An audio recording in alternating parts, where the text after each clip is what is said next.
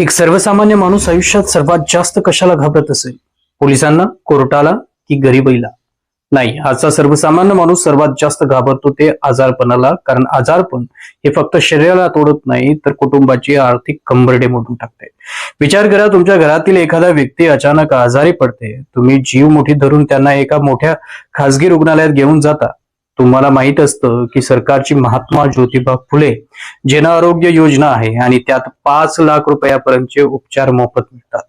तुम्ही निर्धास्त असता, पण प्रत्यक्षात रुग्णालयात गेल्यावर तुम्हाला सांगितलं जातं, पेशंटची परिस्थिती गंभीर आहे, योजनेचं काम नंतर बघू, आधी 50,000 रुपये डिपॉझिट करा आणि हो, ही औषधं बाहेरून घेऊन या.